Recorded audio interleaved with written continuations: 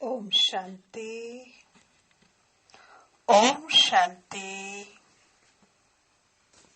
आज 6 दिसंबर 2020 के अव्यक्त बाप दादा के महावाक्य हैं।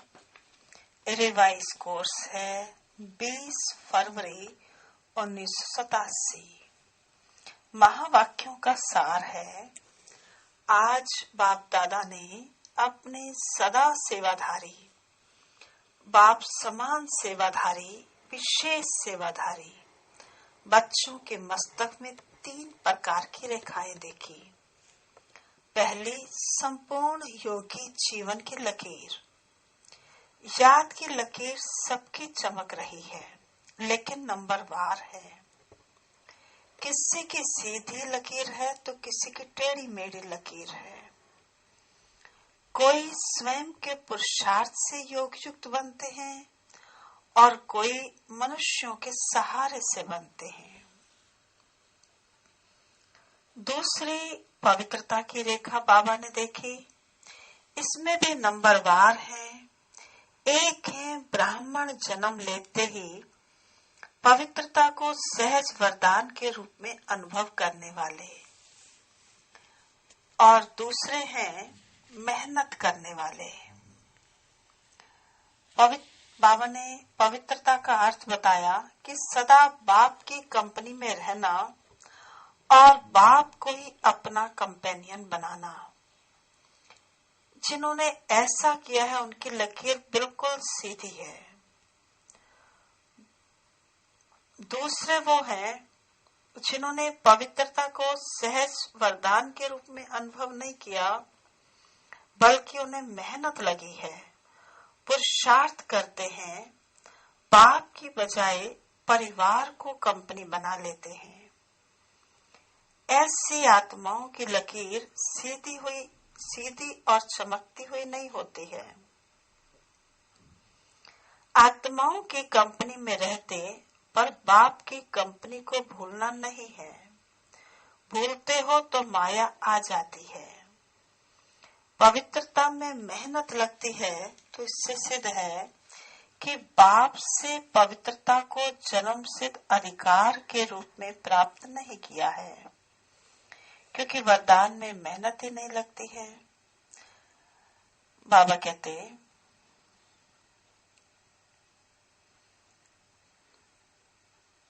ब्रह्मचारी के साथ साथ ब्रह्माचारी भी बनना है, अर्थात ब्रह्मा बाप को भी फॉलो करना है। स्थिति निराकारी बनानी है। कोई भी बात आई या समस्या आई या बीमारी आई तो बाबा देखते हैं कि बच्चे को पहले कौन याद आता है, बाबा याद आता है या देहधारी याद आता है। पहले देहधारी याद आया तो बाबा नंबर 2 हो गया ना, तो फिर पद भी नंबर 2 ही मिलेगा। तीसरा, बाबा ने देखा सच्चे सेवाधारी की लकीर। सेवा सभी ब्राह्मणों को निर्विघ्न बनाने का साधन है। सेवा में ही विघ्न भी ज्यादा आते हैं और सेवा के बिना ब्राह्मण रह भी नहीं सकते। विघ्नों का काम है आना और वे आते ही रहेंगे, लेकिन आप विघ्न को लाने के निमित्त आत्मा को विघ्नकारी आत्मा न समझ अनुभवी बनाने वाले शिक्षक समझो।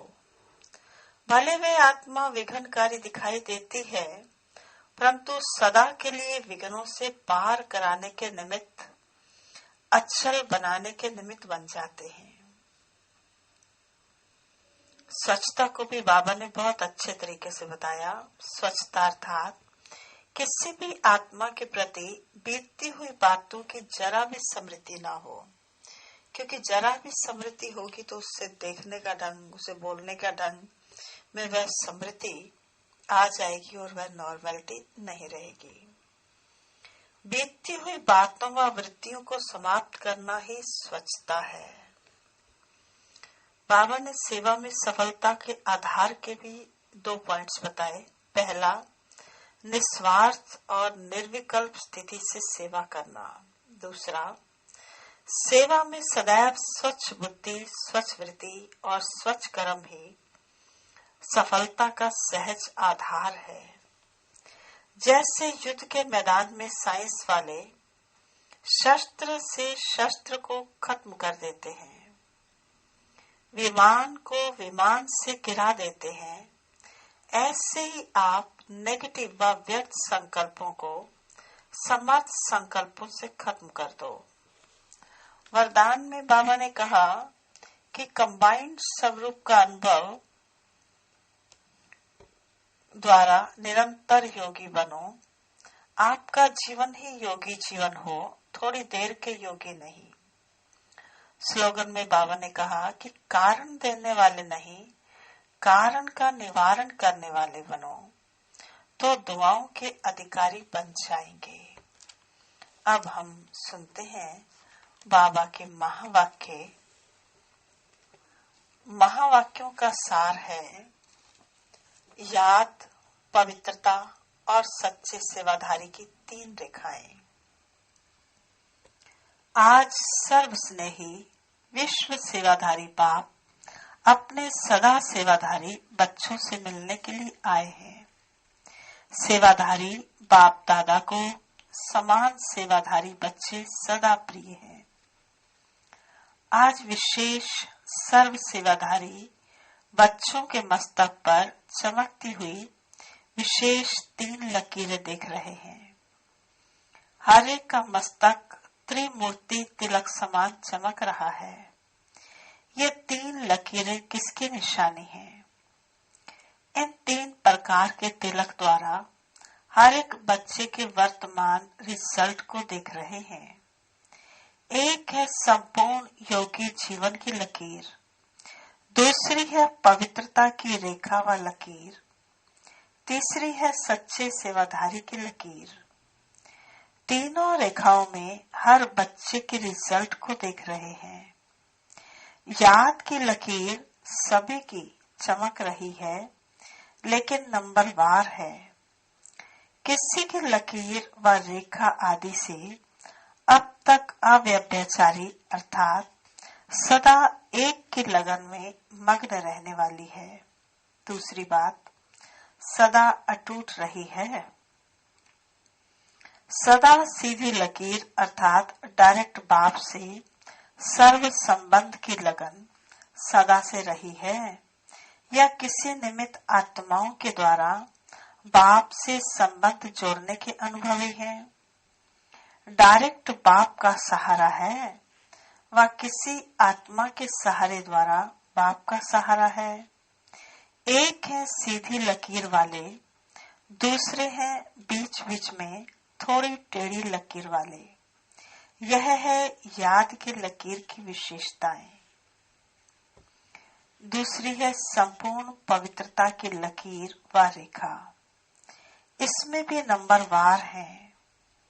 एक है ब्राह्मण जीवन लेते ही ब्राह्मण जीवन का विशेष बाप का वरदान प्राप्त कर सदा और सहज इस वरदान को जीवन में अनुभव करने वाले। उन्हों की लकीर आदि से अब तक सीधी है। दूसरे ब्राह्मण जीवन के इस वरदान को अधिकार के रूप में अनुभव नहीं करते, कभी सहज और कभी मेहनत से, बहुत पुरुषार्थ से अपनाने वाले हैं।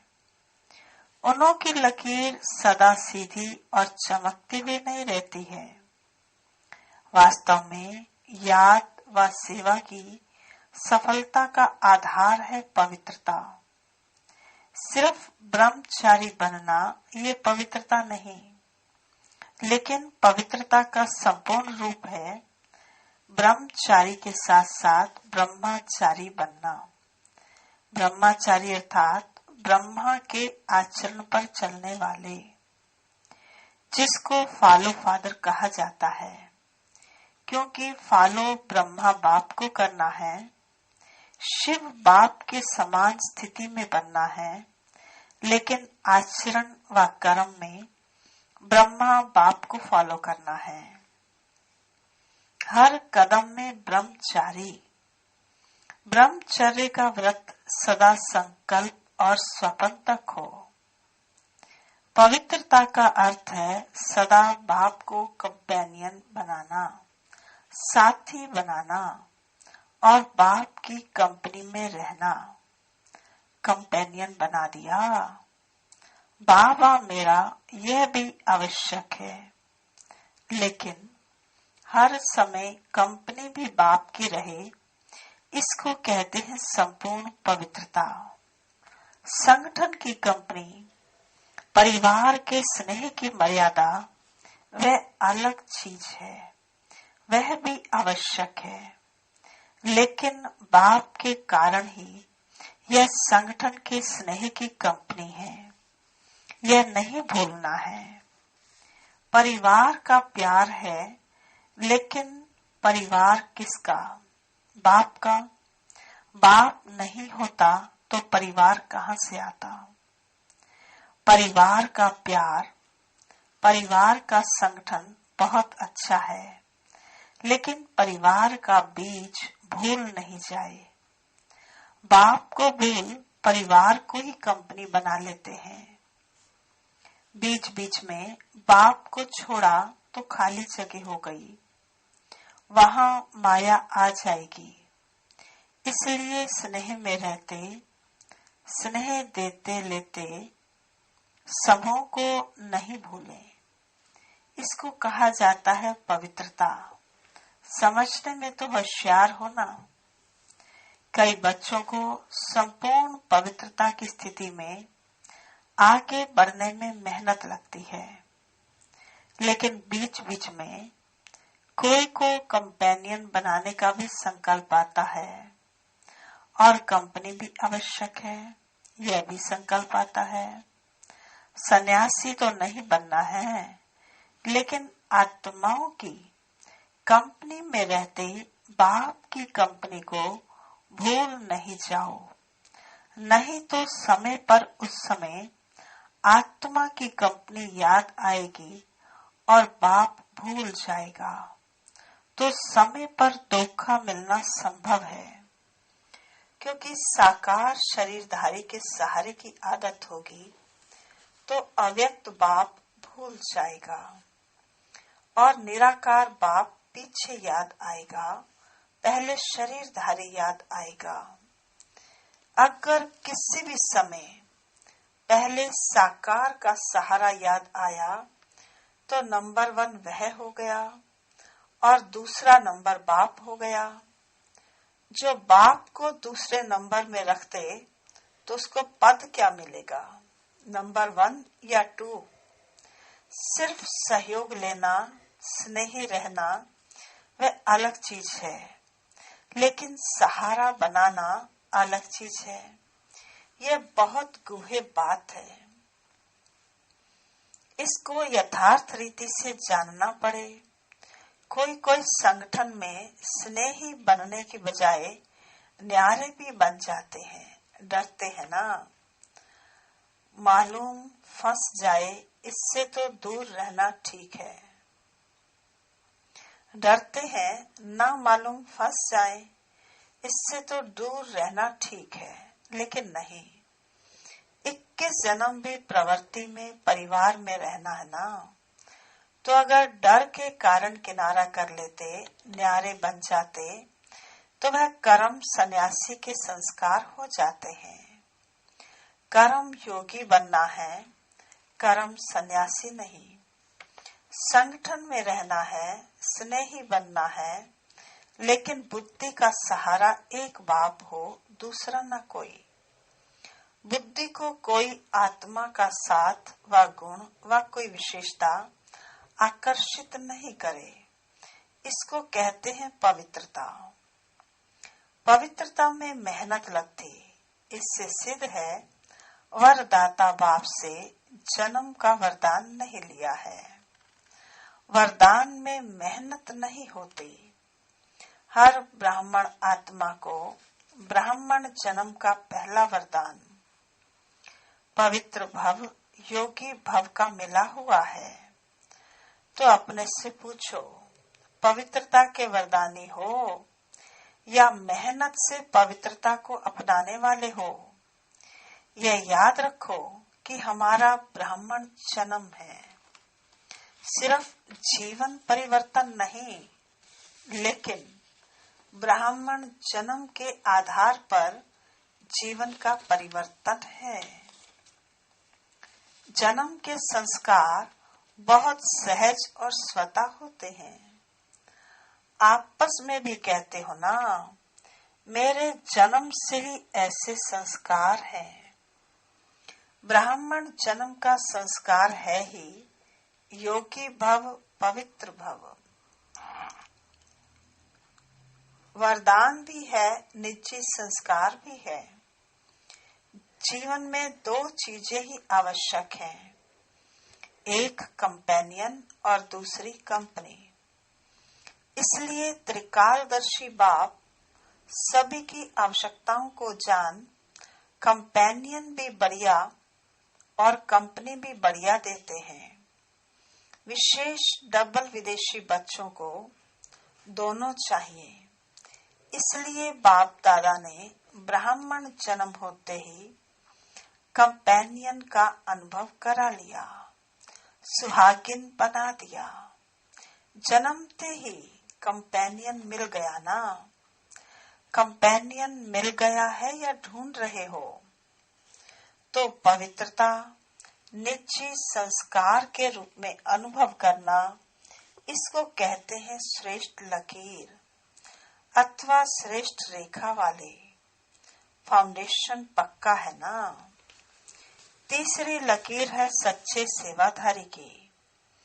यह सेवाधारी की लकीर भी सभी के मस्तक पर है। सेवा के बिना भी रह नहीं सकते। सेवा ब्राह्मण जीवन को सदा निर्विघ्न बनाने का साधन भी है। और फिर सेवा में ही विघ्नों का पेपर भी ज्यादा आता है। निर्विघ्न सेवाधारी को सच्चे सेवाधारी कहा जाता है। बाबा कहते, विघ्न आना यह भी ड्रामा की नोट है। आने ही है और आते ही रहेंगे, क्योंकि यह विघ्न या पेपर अनुभवी बनाते हैं।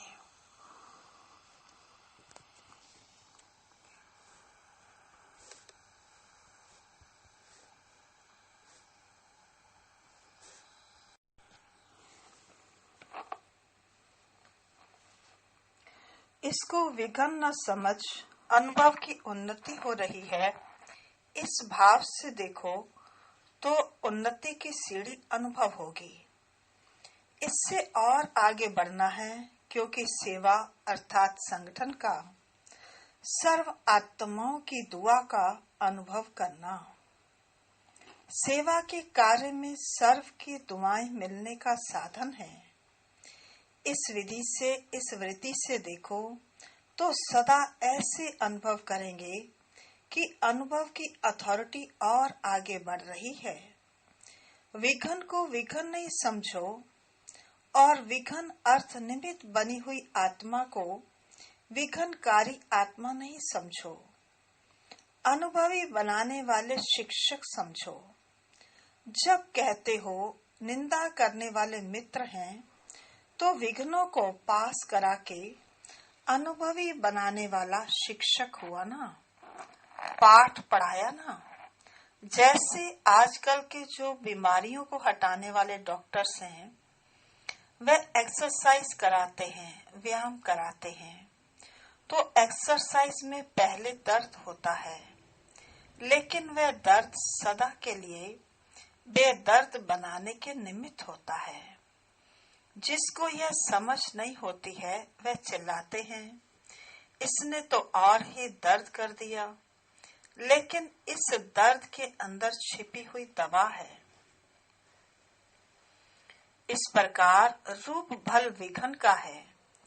आपको विघ्नकारी आत्मा दिखाई पड़ती, लेकिन सदा के लिए विघ्नों से पार कराने के निमित्त, अचल बनाने के निमित्त वही बनते।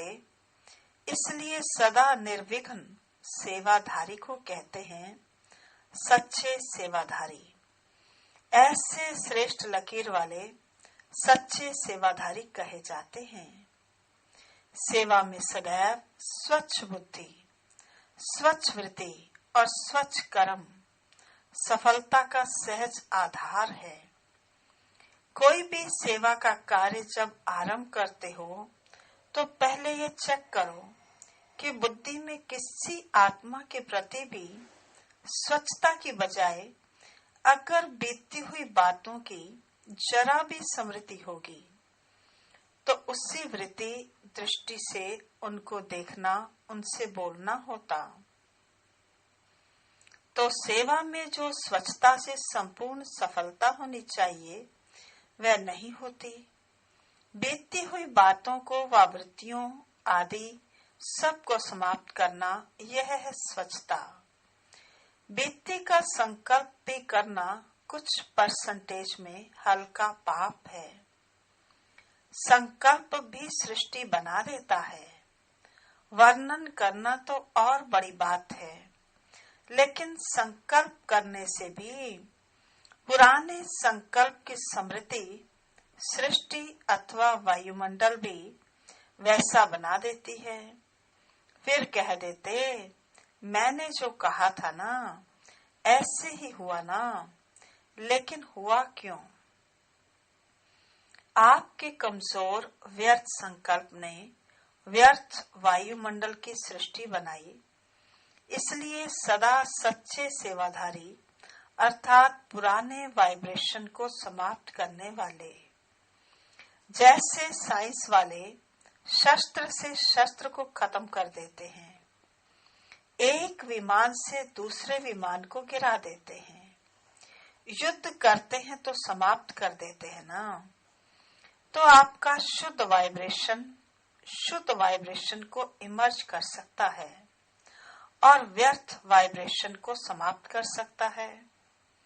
संकल्प को समाप्त कर सकता है। अगर आपका पावरफुल संकल्प है, शक्तिशाली संकल्प है, तो समर्थ संकल्प व्यर्थ को खत्म जरूर करेगा। समझा? सेवा में पहले स्वच्छता अर्थात पवित्रता की शक्ति चाहिए। यह 3 लकीरें चमकती हुई देख रहे हैं। सेवा के विशेषता की अनेक बातें सुनी भी हैं।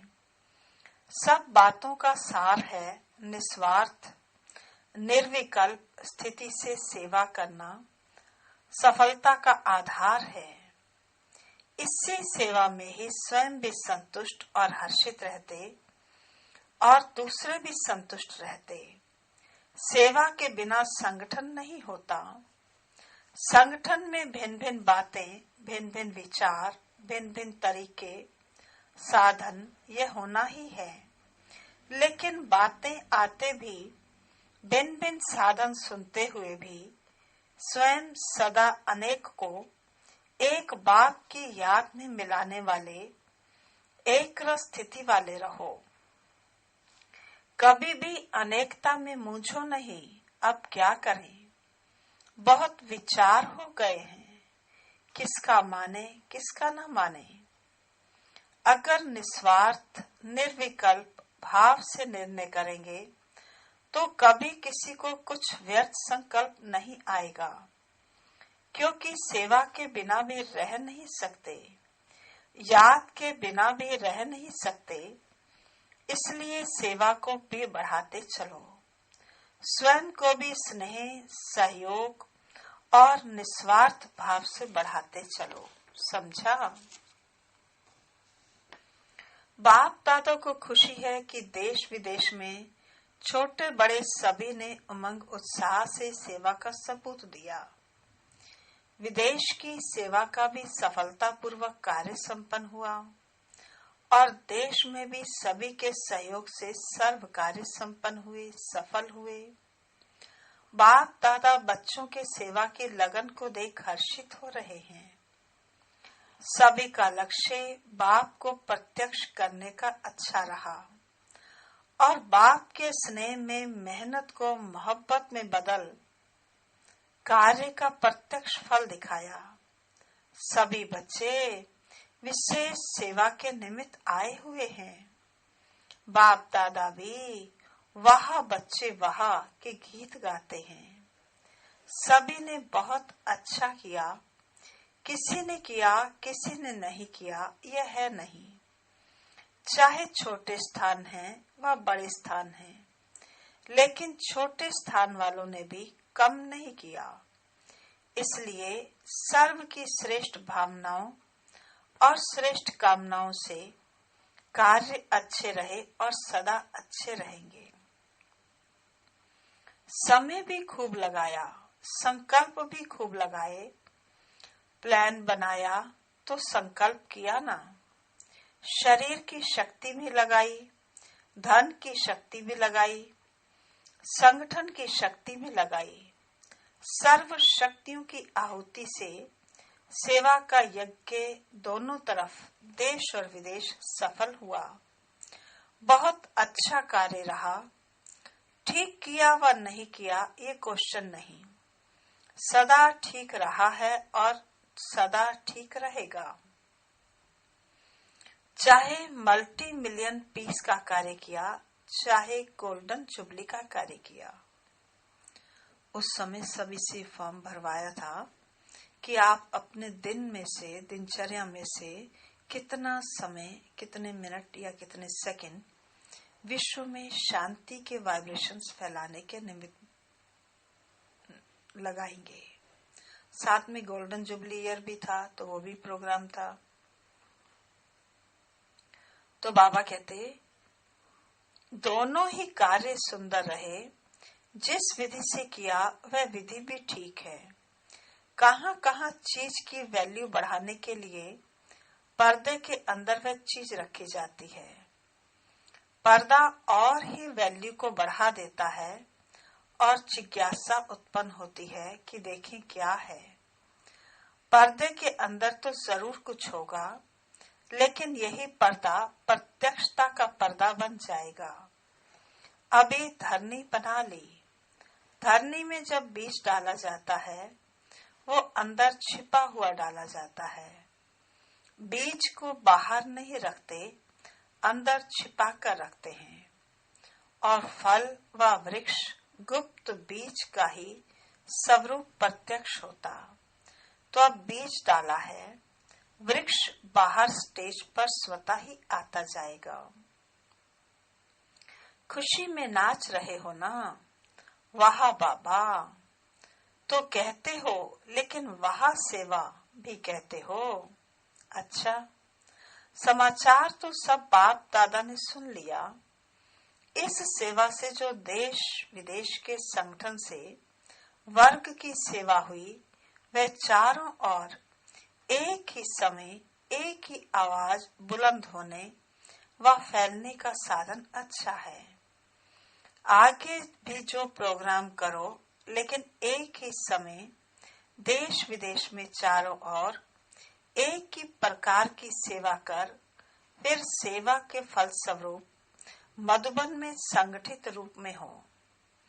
चारों ओर एक लहर होने के कारण सब में उमंग उत्साह भी होता है और चारों ओर रूहानी रेस होती, रीस नहीं कि हम और ज्यादा से ज्यादा सेवा का सबूत दें। तो इस उमंग से चारों ओर नाम बुलंद हो जाता है। इसलिए किसी भी वर्ग का बनाओ, लेकिन चारों ओर सारा वर्ष एक ही रूपरेखा की सेवा की तरफ अटेंशन हो, तो उन आत्माओं को भी चारों ओर का संगठन देख उमंग आता है, आगे बढ़ने का चांस मिलता है। इस विधि से प्लान बनाते बढ़ते चलो। पहले अपनी अपनी एरिया में उन वर्गों की सेवा कर छोटे छोटे संगठन के रूप में प्रोग्राम करते रहो, और उस संगठन से फिर जो विशेष आत्माएं हों उनको इस बड़े संगठन के लिए तैयार करो।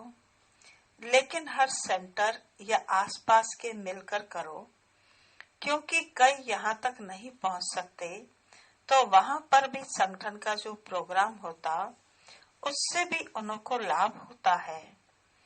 तो पहले छोटे छोटे स्नेह मिलन करो, फिर जोन को मिलाकर संगठन करो, फिर मधुबन का बड़ा संगठन हो। तो पहले से ही अनुभवी बन करके फिर यहाँ तक भी आएंगे। लेकिन देश विदेश में एक ही टॉपिक हो और एक ही वर्ग के हों। ऐसे भी टॉपिक होते हैं जिसमें 2-4 वर्ग भी मिल सकते हैं।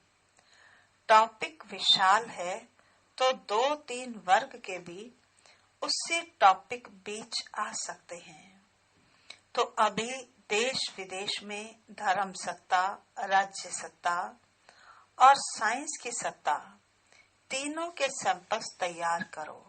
अच्छा, सर्व पवित्रता के वरदान के अधिकारी आत्माओं को, सदा एक रस निरंतर योगी जीवन के अनुभवी आत्माओं को, सदा हर संकल्प हर समय सच्चे सेवाधारी बनने वाली श्रेष्ठ आत्माओं को, विश्व स्नेही विश्व सेवाधारी बाप दादा का याद प्यार और नमस्ते। रूहानी बच्चों की रूहानी बाप दादा को नमस्ते नमस्ते नमस्ते। सदा रहेंगे हंसते, बनेंगे फरिश्ते, चलेंगे परम धाम के सीधे रास्ते।